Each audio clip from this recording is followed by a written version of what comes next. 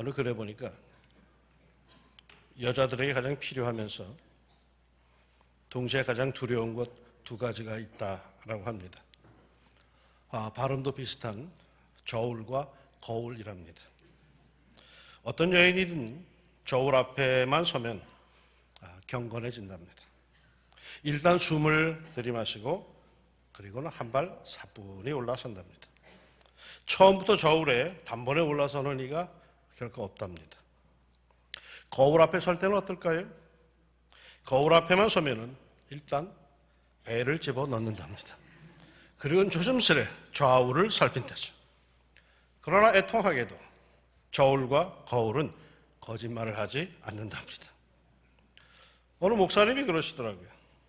사모님이 어쩌다가 새 옷을 한 벌 장만해서 그걸 사와서 입으면은 꼭 거울을 보면서 그런답니다. 이상하네.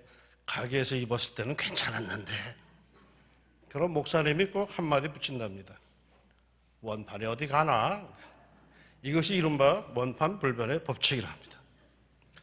어떤 자매는 이런 스트레스 받기 싫다고 평생 거울을 보지 않기로 했답니다. 화장을 할 때도, 머리를 손질할 때도, 옷을 입을 때도 그 자매는 거울을 보지 않는답니다. 자기가 그저 알아서 상상 속에다 한답니다. 그 자매의 모습이 어떠했을까요? 거울을 보지 않으면 속은 편하겠지만 실 모습은 조금 거시기 할 겁니다. 불편하더라도 거울은 보아야 하고 자기의 참 모습을 보아야 합니다. 이런 거울과 같은 기능을 가진 것, 이른바 우리 영혼의 거울로 하나님이 주신 것이 있습니다. 바로 성경책입니다. 이 성경을 통하여서 우리는 우리의 영혼, 우리의 믿음의 상태를 늘 바로 보게 되고 직시하게 되죠. 오늘 성경 본문이 바로 그 사실을 우리에게 증언합니다. 오늘 본문은 사도 바울이 고린도 교회에 써서 보낸 편지입니다. 그 내용 중에 우리가 주목할 것이 있습니다. 이스라엘 백성들이 출애굽하여서 홍해를 건넌 것을 세례를 받은 것으로 표현을 하고, 광야에서 만나를 먹은 것을 신령한 음식을 먹은 것으로 표현하고, 바위에서 흐르는 물을 마신 것을 신령한 음료를 마신 것이라고 이렇게 표현하고 있습니다. 그런데 사실 우리가 주목할 사실은 이런 것보다도 사실은 거기에 쓰여진 인칭 대명사입니다. 1절로 4절에 보면은 다, 모두라는 단어가 4번 나옵니다. 다 구름 아래에, 다 구름과 바다에서, 모두가 같은 신령한 음식을, 모두가 같은 음료를 이라고 해서 4번이나 나옵니다. 물론 헬라어 원어 성경을 보면은 1절 끝에 다 바다 가운데로 지나며 라고 다라는 말이 한 번 더 나옵니다. 어쨌거나 이는 애굽에서 하나님의 은혜로 해방되어 나온 사람들을 칭하는 말로서, 달리 표현하면은 하나님의 은혜 속에 살아가는 사람들, 하나님의 은혜를 받으며 사는 사람들을 다 말하고 있는 겁니다. 다 은혜 받고 살았다는 것이죠. 그런데 5절에 가면은 이 다라고 하는 단어에 대조되는 복수가 나옵니다. 그들의 다수라는 단어가 나타납니다. 다가 아니라 그들의 다수. 그러나 그들의 다수를 하나님이 기뻐하지 아니하셨으므로 그들이 광야에서 멸망을 받았느니라. 하나님의 은혜를 받은 사람은 다인데 마침내 구원받고 가나안 땅에 들어간 사람들은 다가 아닙니다. 은혜 받고 사는 사람들은 부지기수인데 그 중에 끝까지 하나님의 천국에 들어가는 사람은 다가 아니랍니다. 출애굽한 그 많은 사람들 중에 가나안 땅에 들어간 사람은 오직 여호수아와 갈렙뿐이라고 성경이 증언합니다. 왜 이들뿐일까요? 은혜는 다 같이 받았지만은 그들은 하나님에 대한 믿음이 없었습니다. 그에 대한 순종이 없었습니다. 여러분, 은혜 받았다고 안주하지 마십시오. 우리는 그저 입만 열면 은혜를 사모합니다만은 이 은혜에 합당한 믿음이 있는가, 순종이 있는가 우리가 점검하며 살아야 합니다. 믿음과 순종함이 없으면 그 가나안 축복의 대지에 결코 들어가지를 못합니다. 다 은혜를 받았습니다. 다 복을 받았습니다. 다 만나를 먹었습니다. 다 불기둥과 구름기둥의 복을 누렸습니다. 그런데 모두가 다 가나안에 들어간 게 아니라 광야에서 사라졌습니다. 왜요? 불순종하였거든요. 믿음을 버렸거든요. 그러면서 6절에 이렇게 말씀합니다. 이러한 일은 우리의 본보기가 되어 우리로 하여금 그들이 악을 즐기한 것 같이 즐겨하는 자가 되지 않게 하려 함이니 그들은 우리 신앙의 본보기랍니다. 우리는 그렇게 살면 안 된다는 것을 말하고 있는 거랍니다. 은혜를 받고도 그렇게 살면 가나안의 평강과 안식에 들어가지 못한다는 겁니다. 그들을 우리들의 신앙의 반면교사로 삼아야 한다라는 것입니다. 그렇다면 은혜를 받고도 가나안 축복의 대지에 들어갈 수 없었던 구체적인 죄악은 무엇이었을까요? 7절부터 그 죄악들이 구체적으로 나옵니다. 7절. 그들 가운데 어떤 사람들과 같이 너희는 우상 숭배하는 자가 되지 말라. 기록된 바 백성이 앉아서 먹고 마시며 일어나서 뛰논다 함과 같으니라. 이것은 출애굽기 32장 1절로 6절에 나오는 내용입니다. 그런데 좀 이상하죠? 하나님의 은혜로 사는 사람들이 왜 우상을 숭배할까요? 더군다나 출애굽기 32장이라면은 출애굽한 직후 그 10가지 재앙, 그 놀라운 재앙이 벌어진 직후에 그리고 그 홍해가 쫙 갈라진 걸 본 다음에 쓴물이 단물로 변화된 마라의 역사를 본 다음에 먹을 게 없다고 아우성 칠 때 하늘에서 만나가 떨어져서 그걸 먹은 뒤에 목이 말라 죽겠다고 할 때 바위에서 물이 흘러내리는 그 놀라운 것을 그야말로 하나님의 살아계심을 직접 눈으로 목도하고 경험한 직후입니다. 눈앞에 팍팍 벌어지는 하나님의 기적과 이적을 보면서도 매일 아침마다 기적과 축복의 양식 만나를 먹으면서도 어째서 그들은 우상을 숭배했을까요? 그들은 결코 우상을 숭배한다고 하지 않았습니다.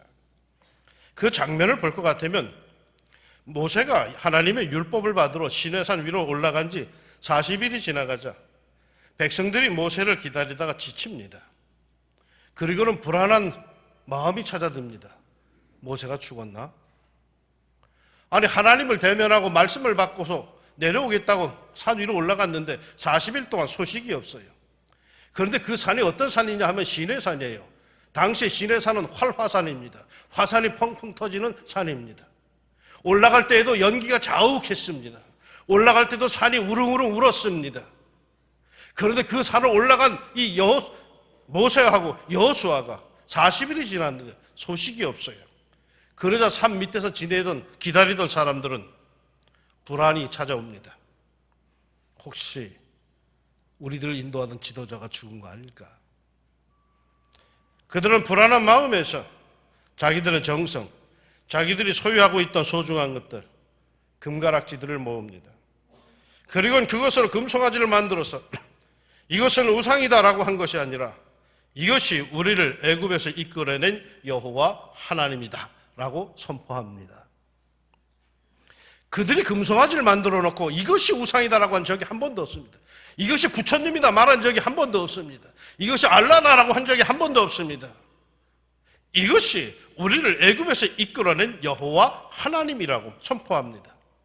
그들의 마음속엔 여호와 하나님이 자리 잡고 있었습니다. 다만 그들은 눈에 보이지 않는, 소식이 들리지 않는 그런 하나님보다 눈에 보이고 손에 잡히고 느낌 팍팍 가질 수 있는 그런 형태의 하나님을 만들어낸 것입니다. 이들이 만들어낸 우상은 심심해서 만들어낸 거 아닙니다. 종교심이 강해서 만들어낸 것도 아닙니다. 삶의 현장에서 불안하고 초조하고 두려움 속에 자기들의 정신적인 안정과 만족을 위해서 만들어낸 것입니다. 여러분, 자신이 하나님의 은혜로 이 땅에서 산다고 고백한다면 끝까지 성경의 하나님, 야훼 우리 하나님을 신뢰하고 그를 섬기시기를 축원합니다. 쓸데없이 불안하다고 해서 어떤 모습으로라도 하나님을 형상화하고 의미를 부여하여 그게 여호와 하나님이라고 허튼 소리 하지 말고 보이지도 않고 들리지도 않고 느껴지지도 않아도 오직 성경 말씀에 근거하여 믿음을 갖고 그 하나님을 섬기시기를 축원합니다. 그 외의 행동들은 다 우상 숭배입니다. 하나님을 형상화한 그 모든 것들은 다 우상입니다. 설령 그 이름을 여호와 하나님이라고 붙였다 할지라도 그건 우상입니다. 우리는 믿음으로, 말씀에 대한 믿음으로 사는 하나님의 백성들입니다. 둘째로 8절에 그들 중에 어떤 사람들이 음행하다가 하루에 23,000명이 죽었나니 우리는 그들과 같이 음행하지 말자. 이 사건은 민수기 25장 1절로 9절에 기록되어 있습니다. 이스라엘이 모압 땅에 있을 때에 모압 여자들이 그들의 신 바알부올 숭배에 이스라엘 남자들을 초청합니다. 그래야 그 우상 숭배에 참여한 남자들이 그 모압 여자들과 마침내 성관계를 갖게 됩니다. 이 모압 여자들이 어떤 여자들이었는가 하면은 학자들의 연구에 의하면 바알부올을 숭배하는 신전의 여인들이었다라고 합니다. 그저 이 여인들은 먹고 자고 하는 일이라는 게 어떻게 하면 예쁘게 보일까? 요즘 말로 하면은 어떻게 하면 섹시해 보일까 하는 그런 여인들이었다라고 합니다. 반면에 초대된 이스라엘 남자들은 어떠했을까요? 이건 요즘 말로 순진한 촌놈들이었습니다. 그러니 이스라엘 남자들이 얼마나 정신없이 그 모압 여인들에게 빠져들었겠습니까? 짧은 기간에 엄청나게 많은 이스라엘 남자들이 여기에 빠져들었습니다. 야, 전에 알지 못하는 새 세계가 여기 있네 하면서 빠져들었을 겁니다. 이에 하나님께서 징계하셔서 연병이 전염병이 돌았는데 죽은 자가 하루에 2만 4천 명이었답니다. 오늘 본문에는 2만 3천 명이라고 사도 바울이 말하는데 본 사건이 기록되어 있는 민수기에는 2만 4천 명으로 사도 바울의 착오가 아닌가 싶습니다. 뭘 뜻하는 걸까요? 아무리 세상 여인이 예쁘고 아름다워도 성도로서는 금한 게 있습니다. 그들은 그리 할지라도 우리는 해서 안 되는 게 있습니다. 그 사람들은 그게 자연스러워도 우리는 부자연스러운 게 있습니다. 세상 사람들이 다 본다고 볼 수 있는 게 아닙니다. 세상 사람이 다 먹는다고 우리도 먹는 게 아닙니다. 오늘날에는 어른 아이 할 것 없이 스마트폰 하나로 모든 추잡한 문화를 우리는 다 경험하고 있습니다. 통제가 안 됩니다. 예전에는 어둠의 문화에 접하려면은 술집을 찾아가고 사창가를 찾아가고 어두운 골목길에 용기 내어서 가야 했지만은 이제는 뻗어시 안방에서 접하게 됩니다. 어린아이들까지 무방비로 다 접할 수가 있습니다. 무서운 음란 문화의 재앙이 우리 사회에 깔려 있습니다. 이런 음행의 결과가 어떤지 아십니까? 2만 4천 명이 연병으로 죽어나갑니다. 그것도 하루에 말이죠. 모압 여인들의 가치관으로 볼 땐 그게 하나도 이상한 게 아닙니다. 그건 행복입니다. 그건 자유로운 겁니다. 그건 행복 추구권입니다. 그러나 하나님의 백성들에게는 그거는 죄악입니다. 왜? 같이 갖지를 않거든요. 우리 사회가 이러한 추잡한 성문화에서 스스로 정화하지 못한다면 어쩌면 우리는 전에 경험해보지 못한 아주 큰 질병의 재앙을 당할런지도 모릅니다. 이 땅의 어른들이 정말로 정신 차리고 특별히 하나님의 사람들이 이 사회의 문화를 정화시켜 나가야 할 줄로 믿습니다. 셋째로 9절에 그들 가운데 어떤 사람들이 주를 시험하다가 뱀에게 멸망하였나니 우리는 그들과 같이 시험하지 말자. 이것은 민수기 21장 4절로 9절에 기록되어 있습니다. 출애굽하여 가나안으로 가는 도중에 좀 먼 길로 빙 돌아가게 되자 백성들이 불평하기 시작합니다. 그들의 사전의 계획에는 생각하기로는 곧장 가면은 일주일 만에 가나안 땅에 갈 수 있다라고 생각했는데 밑으로 하나님께서 빙 돌립니다. 그러자 불평 불만이 터져 나옵니다.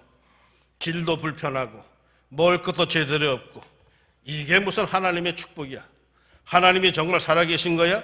아니 하나님이 계시다면 왜 이렇게 고생을 시켜? 아이고 애굽에 있을 때가 차라리 좋았어 하면서 불편한 일들이 생기자 즉각 하나님이 살아계시냐 아니 계시냐 하면서 하나님을 시험합니다. 이들에게 있어서 하나님은 언제나 자기들을 잘 먹여주고 입혀주고 평안케 주어야 하는 존재였습니다. 자기들이 예배드리고 섬겨야 할 대상이 아니라 하나님은 마치 자신들에게 머슴 같은 존재였습니다. 그래서 조금만 자신을 불편하게 하면은 하나님의 존재를 시험하는 말들을 거침없이 내뱉었습니다. 이렇게 생활의 불편함에 대해서 꿍시렁거리자 하나님께서 광야에 흔한 불뱀을 허락하셨습니다. 없던 불뱀들을 만들어내신 게 아닙니다. 도처에 깔려있던 불뱀들을 그냥 놔둔 것뿐입니다. 그래서 불뱀들이 여기저기 나타나서 백성들을 물었고 많은 사람들이 죽음의 위기에 빠지게 됩니다. 이러쿵저러쿵 궁시렁거리며 살자. 내가 너희들을 잠시라도 지키지 않으면 너희들이 살 것 같으냐 하는 메시지로 그들의 삶의 진짜 모습을 하나님께서 보여주시는 겁니다. 여러분 생활이 조금 불편하다고 하나님 시험하지 맙시다. 조금 어려운 일이 생겼다고 하나님의 존재를 운운하는 시험을 하지 맙시다. 만약에 하나님이 아니 계시다면 그냥 그대로이겠지만 하나님이 살아계시기에 분명 그런 사람들에게 하나님께서는 이스라엘 백성들에게 하신 것처럼 불뱀을 보내실런지도 모릅니다. 물 겁니다. 아플 겁니다. 위기에 빠질 겁니다. 인생의 불뱀들이 얼마나 많은지 아시죠? 비록 내 삶이 지금은 어려움에 좀 빠져 있지만은 그러나 그나마 하나님께서 나를 지탱하시기에, 나를 붙들어 주시기에, 나를 지켜주시기에 그 정도이지, 하나님께서 나를 완전히 놔버리신다면 내 인생 불뱀들이 새카맣게 달려들 겁니다. 생활의 불뱀, 건강의 불뱀, 경제의 불뱀, 사상의 불뱀, 친구의 불뱀, 내 인생을 고통스럽게 만들 불뱀들은 우리 주위에 쫙 깔려 있습니다. 사망의 어두운 골짜기가 딴 데 있는 줄 아십니까? 내가 살아가는 곳, 하나님이 저를 놔버린 내 삶의 현장이 사망의 죽음의 어두운 골짜기입니다. 하나님께서 나를 통제하고 계시다는 겁니다. 요한일서 5장 18절에 하나님께로부터 나신 자가 그를 지키심에 악한 자가 그를 만지지도 못하느니라. 하나님이 나를 지키고 계시다라는 게, 근데 좀 불편하다고 꿍시렁대니까 하나님이 잠깐 놔버리니까 불뱀들이 달려들어요. 동물의 왕국이라고 하는 다큐멘터리를 보면은 사자가 사냥을 해서 먹을 때에는 아무것도 접근하지 못하다가 일단 사자가 그 자리를 떠나면 5만 가지 짐승들이 벌떼같이 달려드는 것을 볼 수 있습니다. 나는 잘 모르지만 내 인생을 하나님께서 지키고 함께 하시기에 세상의 악한 것들이 나를 함부로 침노하지 못하지, 만약에 하나님께서 나를 떠나시면은, 나를 내버려 두시면은 즉시로 악한 것들이 내 인생을 엉망진창으로 만들 겁니다. 믿음으로 삽시다. 하나님을 시험하지 맙시다. 조금 불편함이 생길 때 참읍시다. 하나님의 다음 단계가 뭔가 기대감을 가집시다. 살아계신 하나님께서 반드시 우리를 선하게 이끄실 줄로 믿습니다. 마지막으로 10절에 그들 가운데 어떤 사람들이 원망하다가 멸망시키는 자에게 멸망하였나니 너희는 그들과 같이 원망하지 말라. 민수기 16장에 기록된 것으로 고라 일당이 모세와 아론의 지도권에 대해서 불만을 품고 너희만 하나님의 종이냐, 우리도 레위 지파로서 그러하다 하면서 백성들을 끊임없이 선동하여서 불만을 터뜨리다가 마침내 땅이 갈라져서 죽은 사건입니다. 여기서 원망하다라는 단어가 수근거리다, 불평하다, 불신하다, 비난하다라는 뜻입니다. 하나님이 세운 지도자에 대해서 수근거리고 그리고 삶의 현장에 대해서 불평, 불신, 비난으로 원망의 시간을 보내는 사람들, 그 결과가 무섭습니다. 어느 날 갑자기 땅이 꺼져버립니다. 삶의 터전이 꺼져버립니다. 내 삶의 한복판에, 그 든든하게 여기던 내 삶의 현장에 거대한 싱크홀이 생깁니다. 멸망시키는 자에게 멸망하였나니 해서 멸망시키는 자는 사탄이 아닙니다. 멸망시키는 천사입니다. 즉 하나님이 내리시는 형벌을 집행하는 천사로서 애굽의 장자를 죽인 천사도 출애굽기 12장 23절에 보면은 멸하는 자라고 표현되어 있습니다. 하나님께서 멸망시키는 천사를 직접 보내신다는 겁니다. 그 정도로 하나님은 원망과 불평을 기뻐하지 않으신다는 겁니다. 하나님 앞에서 원망하며 세월을 보내지 맙시다. 신앙의 세계에서는 말이죠, 원망보다는 차라리 눈물과 탄식이 어울리며 기도와 감사가 더 잘 어울립니다. 원망거리 어떻게 없겠어요? 살다 보면 원망거리 참 많이 생깁니다. 근데 성경은 우리에게 일러줍니다. 원망하지 마라. 원망하지 마라. 원망하지 말고 이를 악물고라도 너나 하나님께 기도해라. 이유를 모르겠거들랑 더 많이 기도해라. 하나님의 선한 뜻이 있다. 성경이 우리에게 가르쳐줍니다. 원망은 말이죠, 이건 단순한 우리의 습관이 아닙니다. 성격이 아닙니다. 원망은 하나님께서 멸하시는 죄악입니다. 원망보다는 이를 악물고라도 우리 하나님께 기도합시다. 자, 그런데 이런 일들이 왜 성경에 기록되어 있을까요? 11절입니다. 그들에게 일어난 이런 일은 본보기가 되고 또한 말세를 만난 우리를 깨우치기 위하여 기록되었느니라. 본보기라고 하는 단어가 나옵니다. 그렇게 살면 반드시 그렇게 된다는 겁니다. 이러쿵저러쿵 말이 많고 이유도 사연도 많지만 아무튼 그렇게 살면 그 결과, 그 결론은 뻔하다라는 것입니다. 그러게 성경에 이런 일들이, 마음 아픈 일들이 기록된 이유는 우리를 깨우치기 위해서 기록되었답니다. 무슨 뜻으로요? 그리로 달려가지 말라는 겁니다. 제발 너는 그렇게 살지 말라는 것입니다. 그런 욕망과 그럴 수밖에 없는 이유들이 설령 있을 수도 있겠지만 그래도 그리로 가지 말라는 겁니다. 그리로 가면은 반드시 성경에 기록되어 있는 대로, 본보기로 증언된 대로 그 누구든지 그렇게 된다는 겁니다. 그런즉 선줄로 생각하는 자는 넘어질까 조심하라. 이런 설교하면은 선줄로 생각하는 사람들이 있다는 얘기입니다. 이미 다 안다고 생각하는 사람, 그 정도는 뭐 유치한 단계이지 하는 사람, 넘어질까 조심하랍니다. 자기는 늘 주인공이고, 자기는 늘 착한 사람이고, 자기는 늘 바른 사람이라고 생각하는 사람, 교훈과 책망은 늘 다른 사람에게 향한 것이라고 여기는 사람, 성경이 말해줍니다. 조심하라고요. 하나님의 말씀 앞에 예배의식을 갖지 말고 자신부터 돌아보랍니다. 인생의 문제는 옛날이나 지금이나 별 차이가 없습니다. 그러기에 성경은 모든 시대의 일들을 위한 책이요 우리의 삶의 거울입니다. 성경을 가까이 하십시오. 그래야 자기의 잘못된 내면의 세계, 어딘가에 뒤틀려버린 영혼의 모습을 찾아내어서 하나님 앞에 깨끗하고 맑은 영성으로 순수한 헌신으로 우리 주님을 섬기다 갑시다. 성경이 여러분을 정화시키고 축복하는 영혼의 거울이 되기를 예수님의 이름으로 축원합니다. 기도합시다. 그토록 꿀과 같았던 하나님의 말씀이 어느 때부터인지 껄끄러워지고 부담스러워지기 시작했습니다.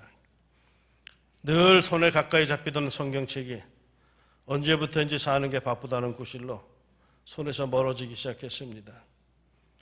그저 성경을 한 구절 한 구절 읽다 보면은 자꾸 마음에 부담이 돼서 웬만하면은 옛날에 들은 걸로 때우려고 하는 저희들의 모습이 있습니다. 하나님, 내 영혼을 지키기 위해서 주신 하나님의 말씀, 성경을 가까이 하는 저희들 되게 하시사 성경을 읽을 때마다 주의 말씀을 대할 때마다 내 영혼이 참모습을 보게 하여 주시고 고쳐야 될 것, 씻어야 될 것을 보게 하여 주옵소서. 그래야 깨끗한 영혼으로 주님 앞에 살게 하여 주시고 하나님 앞에 은혜와 긍휼과 축복을 받을 만한 하나님의 사람들로 그렇게 살다가 그렇게 아름다운 영향을 끼치다가 갈 수 있는 저희들이 되게 하옵소서. 예수님의 이름으로 기도합니다. 아멘.